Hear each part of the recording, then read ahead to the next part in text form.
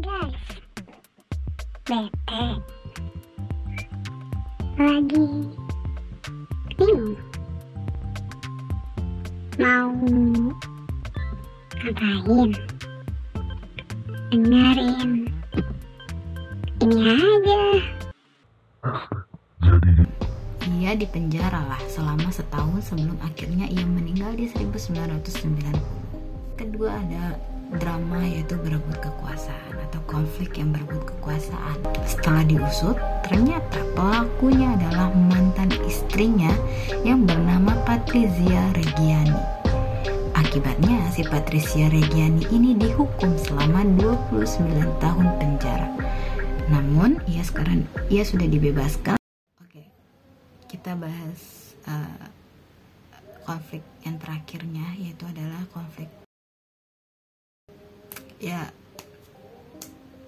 ini terjadi guys di brand Gucci ya. Jadi belum lama terkisah bahwa salah satu dari klan Gucci menjadi korban pelecehan sangat miris yang diduga pelakunya itu adalah keluarganya sendiri gitu. Alexandra Jarini atau cucu dari Aldo Gucci mengaku dilecehkan oleh Joseph Provalo yang merupakan ayah tirinya sendiri. Skandal ini terungkap setelah seorang Alexandra ini menggugat Joseph di Pengadilan Tinggi California, Amerika Serikat. Jadi, yes. Yang sudah aku bilang kan, pasti kalau brand sukses, mewah, dan itu tuh pasti mengalami proses yang panjang. Sekarang aku mau membahas koleksi apa aja di launching dari Gucci ini.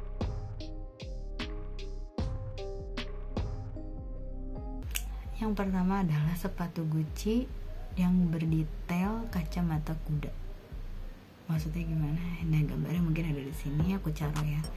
Jadi sepatu ini telah masuk ke koleksi The Costume Institute at the Metropolitan Museum of Art, berada di New York 1985 gitu guys. Yang kedua ada bamboo bag ya, di sebelah sini. Tas dengan pegangan bambu mengkilap merupakan salah satu koleksi Gucci yang sangat fenomenal hingga saat ini gitu. Jadi wajib nih untuk kamu koleksiin ya, karena punya sejarahnya. Yang ketiga ada shell sutra floral atau shell sutra yang bermotif bunga gitu ya. Ini shell ini nih dibuat pertama kali atas permintaan dari Grace Kelly, yaitu putri dari Monaco di tahun 1966. Gucci secara khusus meminta seniman Chris Knight untuk redesign motif ini menjadi koleksi Gucci Cruise 2015 gitu. Jadi di redesign lagi oleh Gucci karena mungkin sangat-sangat bagus. Yang keempat ada Horsebit bag yang ada di tahun 1955. Horsebit bag ini diterbitkan atau di launching pada tahun 50-an lah, 1950-an lah gitu ya. Horsebit ini dicetus oleh Aldo Gucci, dan udah aku bahas siapakah Aldo Gucci. Produk ini tuh terinspirasi dari branding Gucci yang udah terkenal, jadi membuat pelana untuk kerajaan.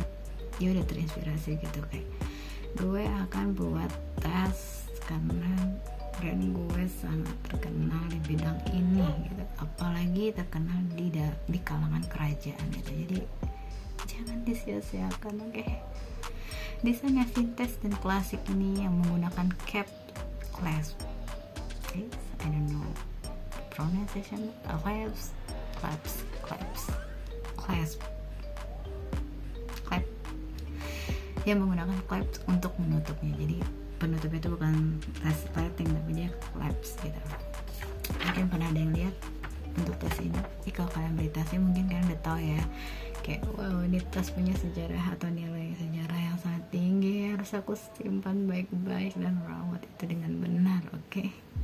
Bauletto bag yang dikenal dengan bentuknya seperti mini duffel dan rajutan vertikal warna hijau merah khas logo dari Gucci. Dionysus bag yang terinspirasi dari dewa Yunani yang bernama Dionysus merupakan anak dewa Zeus yang tersohor. Jadi tas ini mengadopsi aspek mitologi Yunani. Tas ini dihiasi dengan hardware U, huruf U gitu ya, seperti ular dengan kepala macan di ujungnya. Bentuk minimalis dan estetis elegan dari tas ini. Itu menerbitkan tas yang mitologi Yunani itu nggak Dionysus bag ini, ada juga Opidia mini bag yang udah terkenal gitu ya, Opidia tote bag, ya pokoknya banyak lah, Epolia shoulder bag mungkin ya. Oke. Kalau koleksi tas selanjutnya ada Diana bag. Nah, tidak hanya Dior yang punya tas Diana dari Putri Diana, tapi Gucci juga mempunyai, guys, Diana bag yang diluncurkan pada tahun 2021 bertepatan hari ulang tahun ke-60 dari mendiang Putri Diana. Memiliki handle dari bawah yang punya tas ini. Ini sejarahnya, oke? Oke.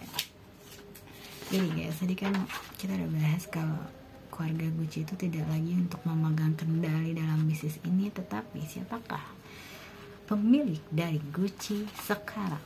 Oke, kita akan bahas pemilik dari Gucci yang sekarang ialah Francois Henri Pinault. Ya, itu pemilik brand Gucci sekarang, guys. Yang menurut Forbes, majalah Forbes itu mencetus kalau Francois Henri Pinault menjadi salah satu orang terkaya di dunia dengan total kekayaan mencapai 36,9 miliar US dollar atau setara 580 sekian triliun. My god, itu kekayaan guys. Francois, kita panggil Henry ya. Agak susah lidahnya ini. Henry ini lahir pada 28 Mei 1962 di Rennes atau Prancis.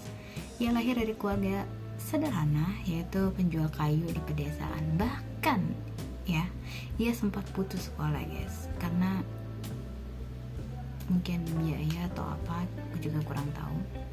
Aku juga kurang dekat ya sama si Henry ini, jadi aku nggak tahu.